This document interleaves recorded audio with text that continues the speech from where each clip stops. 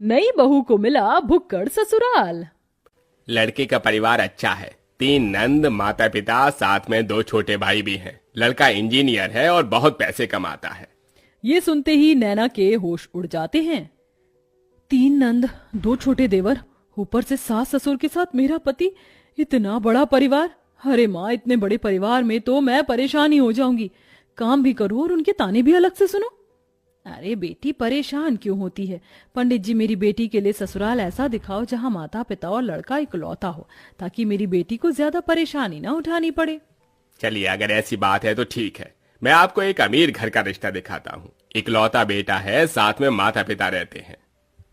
नैना जैसे ही लड़के की फोटो देखती है, उसे लड़के की तस्वीर अच्छी लगती है।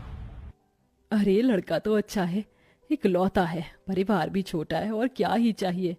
माँ, मुझे लड़का पसंद है।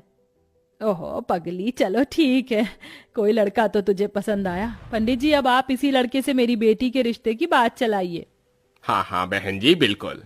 फिर क्या था, पंडित उस अमीर घर में जाकर रिश्ते की बात कर लेता है। अब दोनों परिवार एक दूसरे से मिलने लगते हैं और उनका आना जाना लगा रहता है। बहुत जल्द शादी की तारीख भी निकल आती है।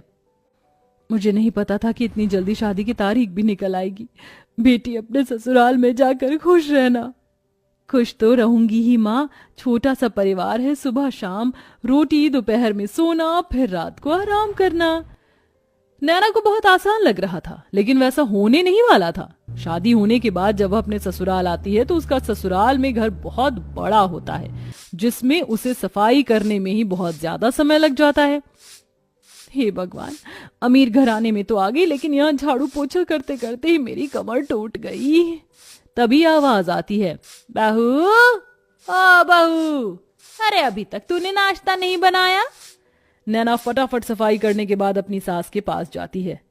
माँ जी, बस रसोई में ही जा रही हूँ, मैं पहले सफाई कर रही थी। अच्छा सुनो, मेरी नंद और उसके बच्चे आज घर पर आ रहे हैं, उनके नाश्ते के लिए आलू के पराठे बना ले। और हाँ, शिवा आलू के पराठे नहीं खाता, उसे प्याज के पराठे पसंद है, उसके लिए वही बना देना। हेमलता ऐसा कहकर चली जाती है। लो जी, मिल गया ऑर्डर, अब इतने सारे लोगों के लिए पराठे बनाने होंगे। नैना ऐसा कहकर रसोई में चली जाती है, जहां वो बहुत सारा आटा गूंथती है। इतना सारा आटा गूंथने में ही मेरे हाथ दुखने लगे, अभी तो इनके पराठे भी बनाने हैं। नैना रसोई में आलू के पराठे बना ही रही थी कि हेमलता की नंद माहेश्वरी अपने बच्चों के साथ आ जाती है। अरे वाह, सही समय पर आई हूँ नंद जी, गरम गरम पराठे बन रहे हैं। बहू, चलो नाश्ते की टेबल पर ही बैठते हैं, वहीं पर बातें करेंगे।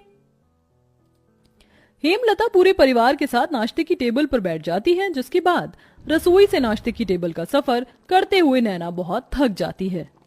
हे भगवान, नाश्ते की टेबल पर आने आने में ही मेरी फिरकनी बन गई। मैंने तो छोटा सा परिवार समझकर इस घर में शादी की थी, यहाँ तो सबकी अलग ही फरमाइश चलती है। तभी नैना के पति शिवा की आवाज आती है। अरे नैना, मेरे प्याज के पराठे नहीं बनाए तुमने? अभी लाती हूँ जी। नैना प्याज के पराठे बनाकर अपने पति के लिए नाश्ते की टेबल पर लेकर आती है। ये लीजिए प्याज के पराठे।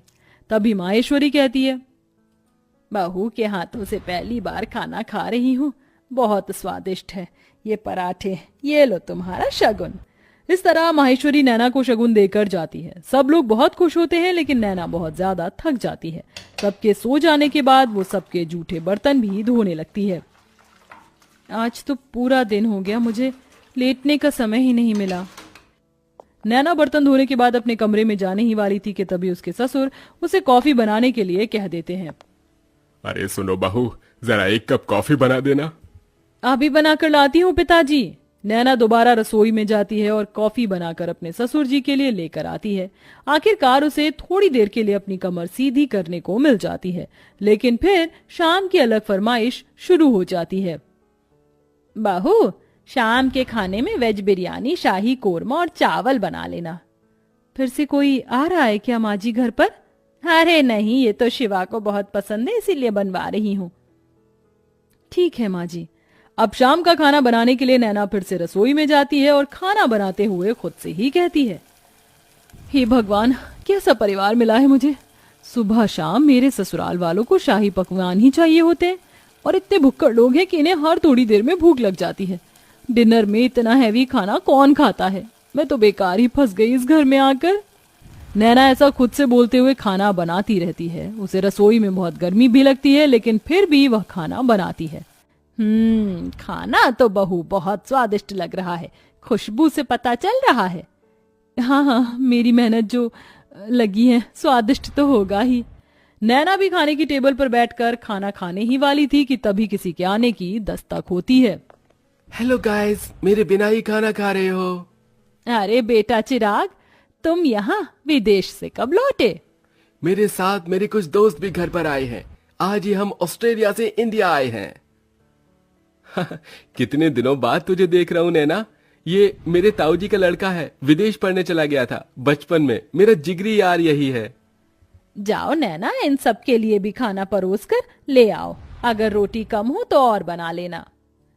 हेमलता ऐसा कहकर बेचारी नैना को फिर से रसोई में भेज देती है। नैना को खाने के साथ दोबारा से रोटियां भी बनानी पड़ती हैं और वो बहुत ज्यादा थक जाती है। सबको खाना खिलाते हुए उसी के लिए खाना नहीं बचता। ये लो, बस यही रह गया था, मेरे लिए थोड़ा भी खाना नहीं बचा। कैसे भुक्कड़ लोग हैं, एक बार भी मेरे बारे में नहीं सोचते हैं। नैना को बहुत बुरा लगता है। वो अपने कमरे में सोने चली जाती है। इसी तरह जब भी वह कुछ बनाया करती तो सारा खाना उसके ससुराल वाले ही खा जाते हैं और उसके लिए कुछ नहीं बचता। ऊपर से घर में मेहमानों का आना जाना लगा ही रहता है, जिसके चलते एक दिन नैना की बहुत ज्यादा तबीयत खराब हो जाती है। इनके शरीर में बहुत ज्यादा थकावट है। लगता है काफी दिनों से जरा भी आराम नहीं मिला है, इसलिए शरीर में कमजोरी हो गई है। ये मैंने दवाइयां दे दी हैं, बस आप इन्हें थोड़ा आराम करने दीजिए, जल्दी ही ठीक हो जाएंगी। डॉक्टर की ये बात सुनने के बाद हेमलता को अपनी गलती का एहसास होता है और वह अपनी बहू के पास जाकर उससे कहती है, जब से तुम इस घर के अंदर आई हो सारे काम तुम ही देख रही हो। मैंने तो कोई काम नहीं किया है और ये भी नहीं सोचा कि तुम कितनी थक जाती होगी। मुझे माफ कर देना बहू, लेकिन आज से मैं भी तुम्हारी मदद करवाया करूंगी। माँ जी, आपको माफी मांगने की जरूरत नहीं है। मैं इस घर की बहू हूँ और घर की जिम्मेदारी समझना मेरा फर्ज है। नैना इतना कह रही थी कि तभी घर पर उसकी तबीयत के बारे में सुनते ही ताई जी, मौसी जी, बुआ जी सब आ जाती हैं उसकी देखरेख के लिए। हमारे रहते बहू को एक भी काम करने की जरूरत नहीं पड़ेगी। अरे बुआ ताई जी हैं ना, और मौसी जी भी हैं, हम सब मिलकर सारे काम कर लेंगे। इस तरह सब लोग नैना की बहुत अच्छे से देखरेख करते हैं। नैना को इससे ये समझ आता है कि रिश्तेदारों का आना जाना अच्छा होता है और सबके साथ प्यार प्रेम से रहना भी बहुत जरूरी है। जैसे ही वो ठीक हो जाती है, वो पहले की तरह फिर से घर की सारी जिम्मेदारियां खुद उठा लेती है। चलिए, आप सभी आज खाने की टेबल पर बैठिए। अब मेरी तबीयत बिल्कुल ठीक है। मैं आप सभी के लिए आपकी पसंद का खाना बनाऊंगी। नैना ऐसा कहकर रसोई में चली जाती है। पीछे से हेमलता आती है। अब से मैं भी तुम्हारी रसोई में मदद करवाया करूंगी और मैं जानती हूँ आखिरी में तुम्हारे लिए कुछ नहीं बचता, इसलिए पहले ही तुम अपने लिए खाना निकाल लिया करना। ये सुनते ही नैना को बहुत खुशी होती है और उसे अपनी माँ की याद आ जाती है, जिसकी वजह से उसकी आंखें भर आती हैं। अरे ये क्या बहू, तू रोने क्यों लगी? बस आज आपकी बातें सुनकर मुझे अपनी माँ की याद आ गई। हेमलता उसे गले से लगा लेती है। इस तरह दोनों सास बहू मिलकर घर को संभालती हैं और एक साथ खुशी खुशी रहने लगती हैं।